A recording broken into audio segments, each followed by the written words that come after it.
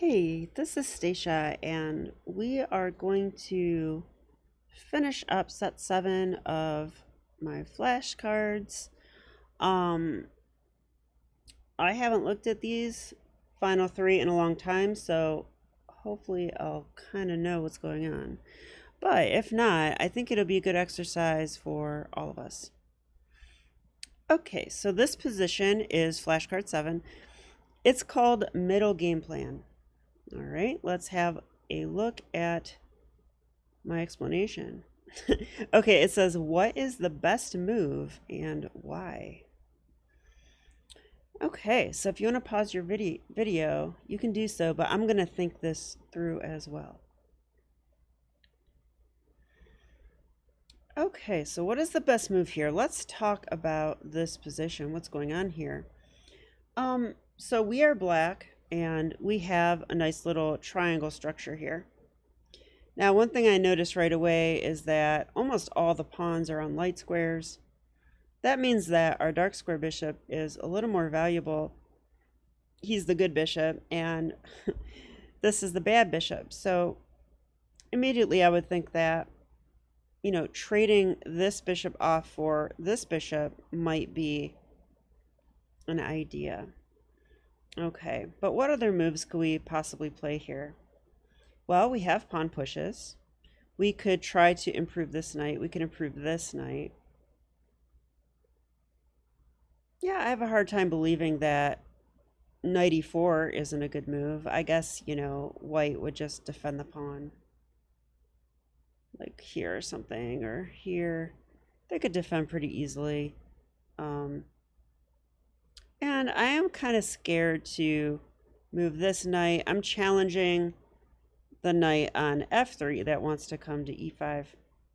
Sometimes it can be good to leave the knight there and just kind of discourage that move.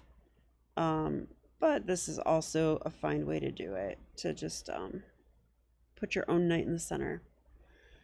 All right, I think I recall the move. I believe it's a pawn move.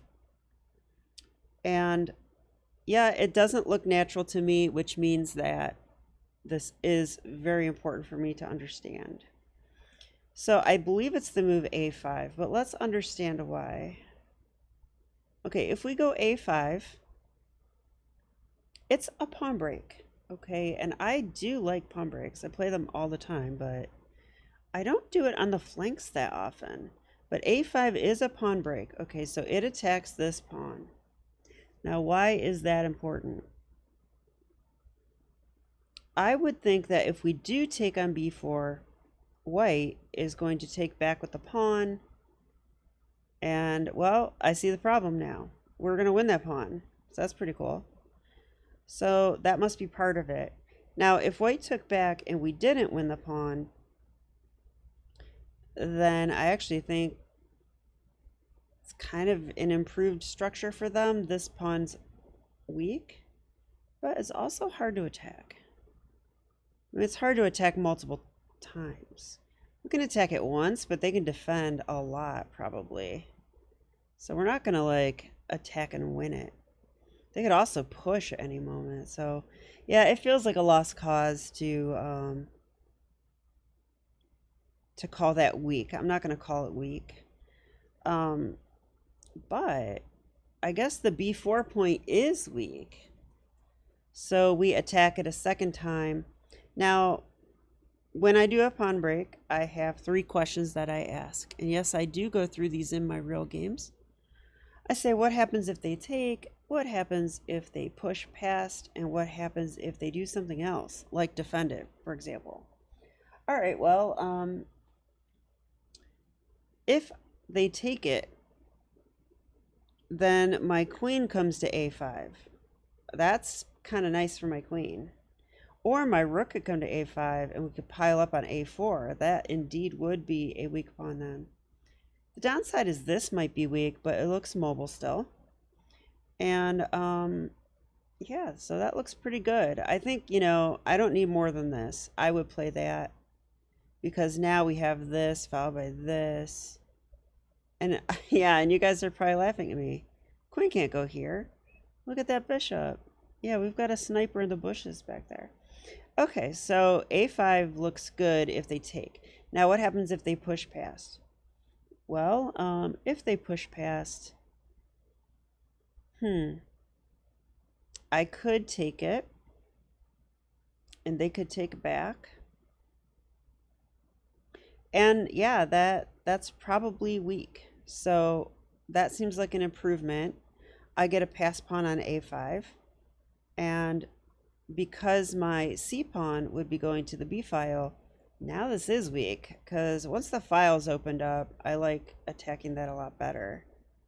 So yeah, so okay. So taking is bad for white, and pushing is bad for white. Now let's go through the third one.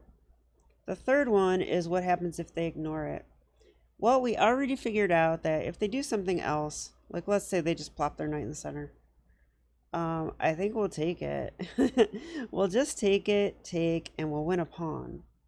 That sounds good to me. So they probably shouldn't do that. If they defend it,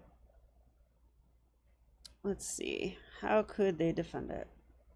They could go queen b3 maybe. That would defend it. They could go knight c2. Seems a little passive though. That's totally possible. I don't know about that one though, because I could always take the knight, and then when they take back, then that would be hanging again. So let's go with queen b3. Try that one. Okay, if they defend it with queen b3, they undefend that pawn. Not sure if that's important. Okay, if I did in fact take and they took there,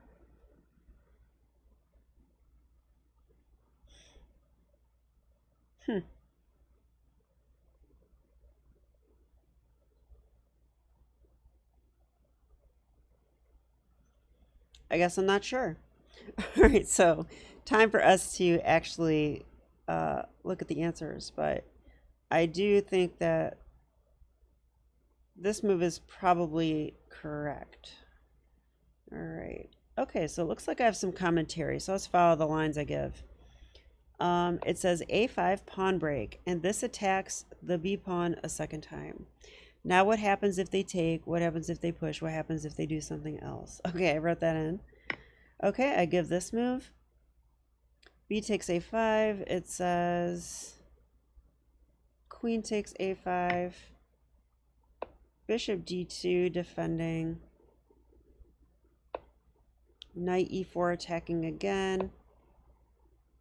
Okay, defending again. And c5. Oh, and then we get the other pawn break in. Yeah, and I feel like, you know, just the fact that we get the initiative going allows for these other moves. Like, I might not see that in advance. Maybe not, but I would see, you know, this stuff. All right, so let's look at if they push past now. I think that just is a bad move, right? So we could take it. They take back. I'm just following the engine now. And we play knight to e4. Okay, so it seems like all these moves kind of make knight e4 arrive on the board with greater effect. We're attacking that. So computer says c4. All right, so we take, they take. And what do we think of this position? Queen c7 is the move the computer gives. This pawn just looks weak. Yeah, I think black's better here. Okay, this just keeps the initiative. You know, they have to go like queen b3 or something. We have a pass pawn on the a file. We have a weak b pawn, but it's hard to get to. They have a weak b pawn, but it's easier to get to. And this pawn also looks like a little bit of an issue too. And our knight's in the center, white's not. White had to defend, so good position for black. Okay, and what was the last one? So let's see. Wow, okay, I'm happy to see this. Queen b3 is the top engine choice against this move, which is the move I gave. I did not remember that. All right, and now it says we should take. Okay, fine. They would take. And then it says queen b6.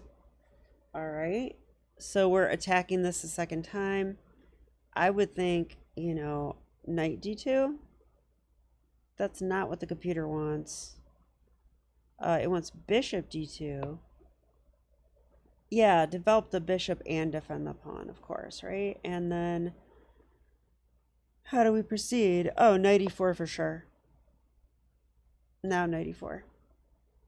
And it says bishop to e1. Okay, yeah, and if white's playing moves like that, I mean, maybe that's fine, but I do like black's position. So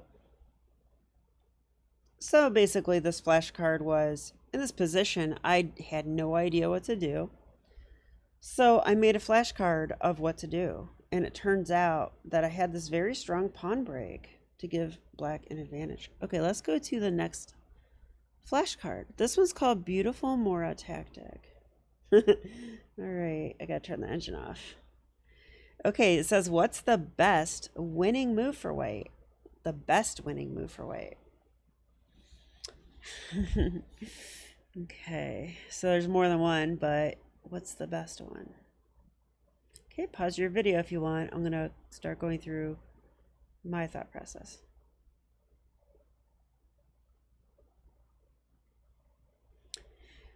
Okay, what is going on in this position? So we can see that the black king is in the center. That's the number one thing that I noticed, and that's why we love the Smith-Morra gambit. A lot of times the black king doesn't have time to castle. All right, so we should definitely look at sacks on b5. They're just often a theme in these openings, although it looks kind of silly right now, but what else? You know, also, is this square weak? I'm wondering about that. What about our dark square bishop? Anything going on there? I mean, we could potentially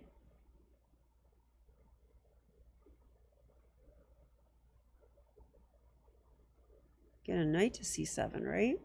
That would be helpful.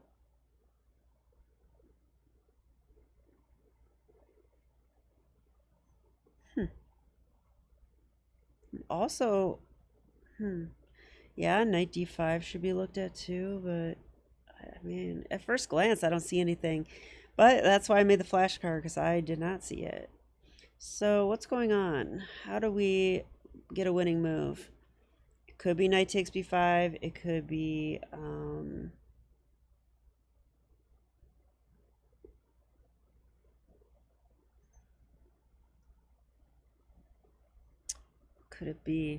could be a4. No, that's not forcing. Okay, do we have any checks?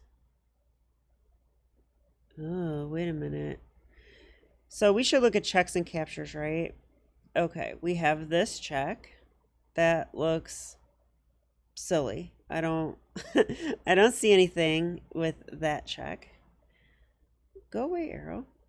All right, we have this check, which also looks silly. I don't see any follow-up there. And are there any other checks? No, there are not. Okay, so what about captures? Let's look at all the captures. There's knight takes b5. There's knight takes f7.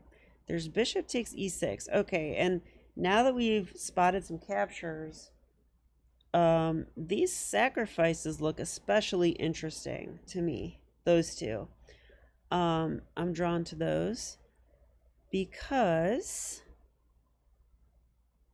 the f7 e6 complex is weakened by the fact that black decided to put their bishop on b7, which is usually correct, but the problem is it doesn't defend e6 anymore. So sacrifices do become possible.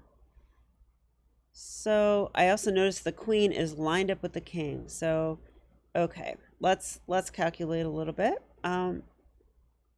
If knight takes f7, let's just look at that. Critical line would be king takes. And boom, we have a check. But is it enough?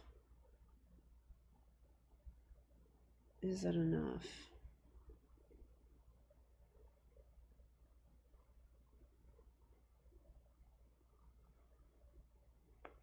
I'm not sure because it looks like both the queen and the king are guarding there. So what actually happens? Like, knight f7, king takes. And if bishop takes check, queen takes and queen takes. Do we have any other checks there? Or like, queen h5 is still guarded. I don't see anything.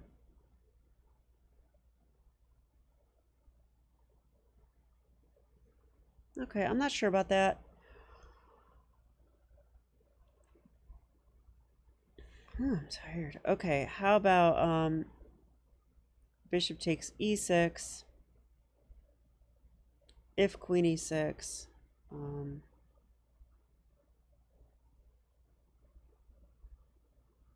don't see anything great at all. So what am I missing here? I feel like I might be missing something. But what?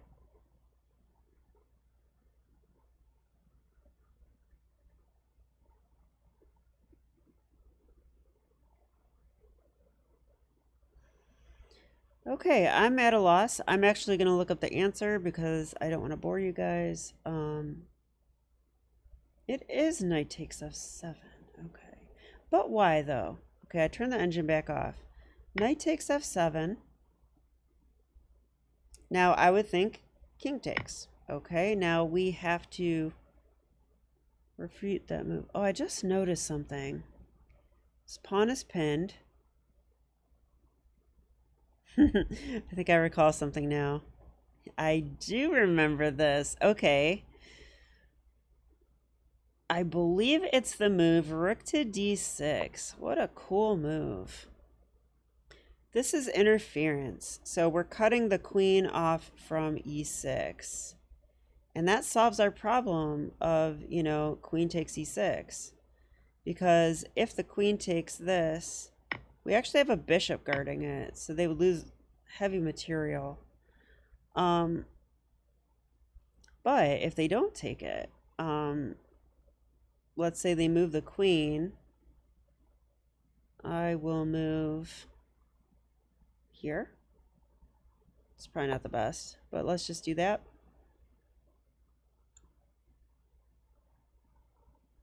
Now we take, right?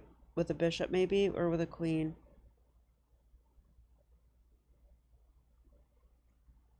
Maybe queen.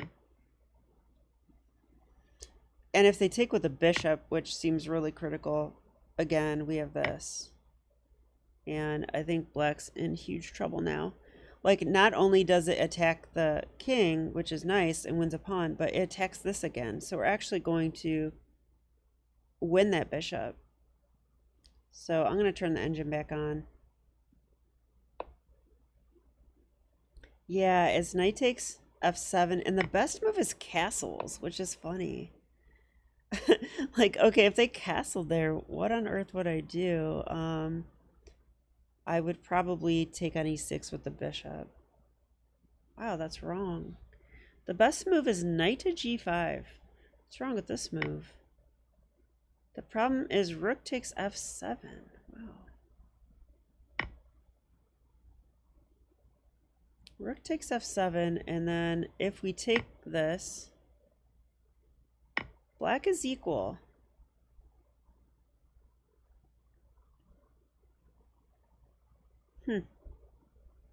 Yeah, because we give up our knight, right? We lose our knight. Yeah, we lose our knight and our bishop for a rook and a pawn, which is generally not advised. So unless you have something concrete, that's not a good idea. So after castles, Um, it actually likes bishop d6. This move. Again, separating. Interesting. And it also likes knight to g5, just retreat. Just, hey, like, hey, we got the f pawn. Hey, this is weak. We're gonna be smooth sailing from here. Okay, but if they take, yeah, rook d6. There's also knight takes b5 here, which I probably don't understand. Oh, followed by rook d6. So rook d6. It says queen d6 is the best move, but who would play that, right? This is the most critical move, but then yes, this is actually mate in 4. Let's have a look at it. King g6 only move. Yeah, because if they go here, we mate. So they have to go here. That already looks so scary. We actually have bishop c2, and then, yeah, look at the bishops, look at the queen. And then we have pawns that are going to march up as well. So it actually says, like, they would block it. Okay, but we win a piece. Takes. Oops. Oh, the knight's pinned. My bad. The knight's pinned. King h5, and now how do we finish?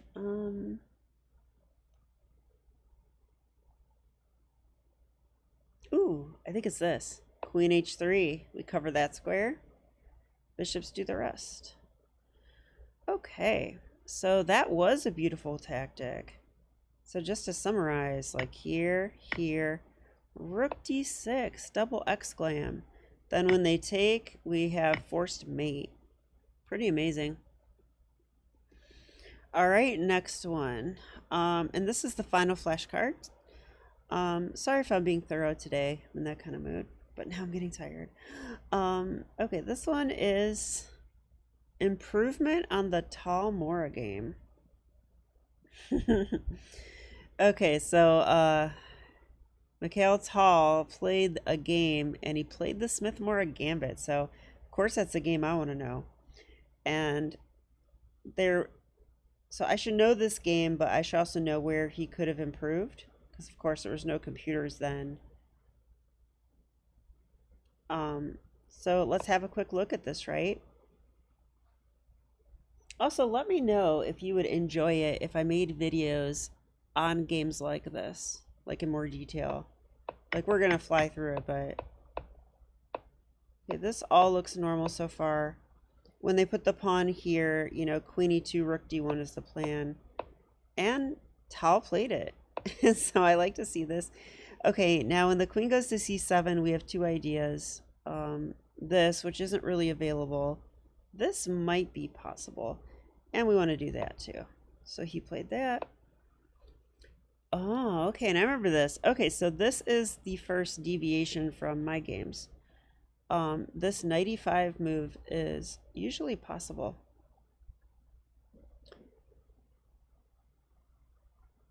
So that opened up the queen on the bishop. The knight's attacking the bishop a second time. The knight also might take with check, and as black trades pieces off, they become a little bit safer. But I think this is the amazing tactic. Wow, I love this move.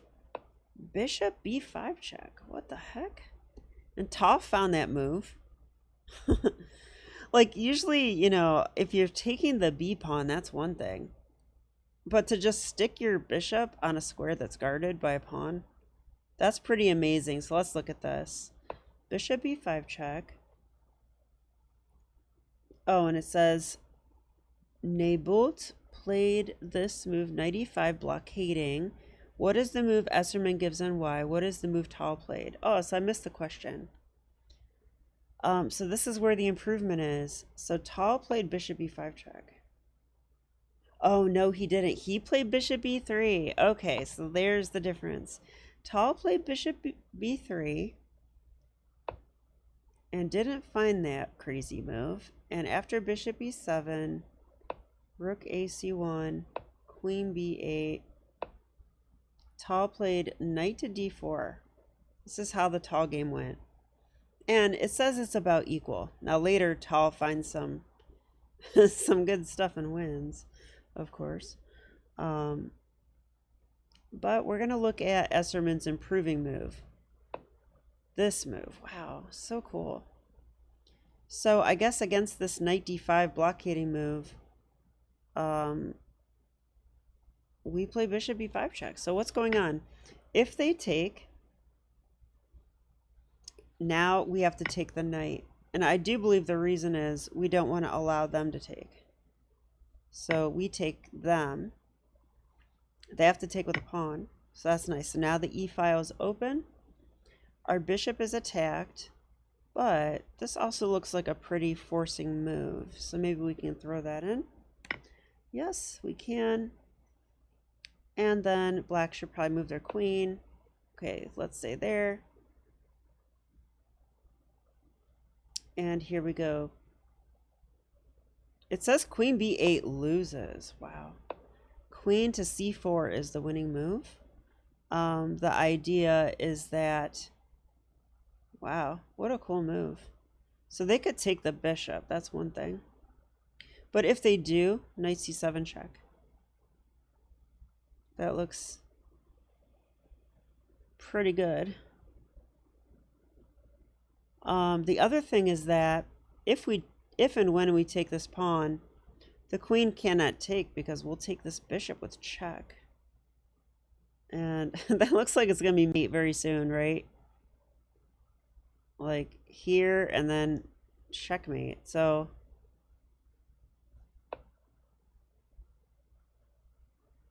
wow.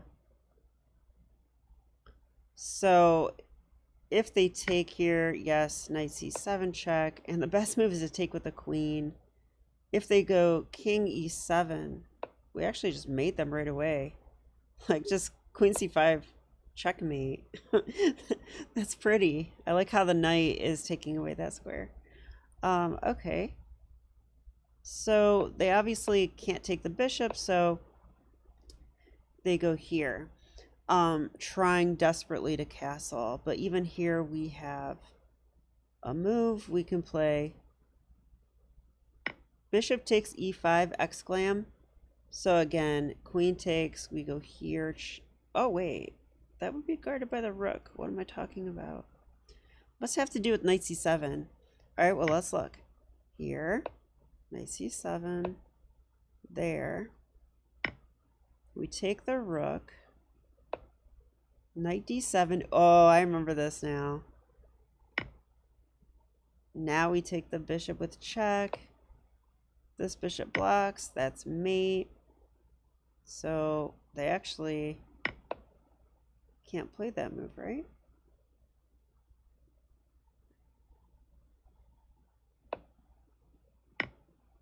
So they have to play well, there are no good moves, to be honest. Okay, well, I guess that's it. That was the end of that flashcard. So the main point of this one was after knight to e5, Tall retreated the bishop. But in reality, we have this amazing move, bishop e5 check. And if they take the bishop, we go here. Oh, never mind. If they take the bishop, we throw in this move. Then we take here. And the queen's uncomfortable, and then we have queen to c4. So I think the point of queen to c4 is to threaten that mate that I was talking about. So like knight e7 here and then checkmate. I think that's the whole point. But also, I guess we saw that the queen eyes the bishop as well. So, okay, I hope you guys enjoyed this series of flashcards. And I'll be back with more chess very soon. Okay, talk to you later. Bye.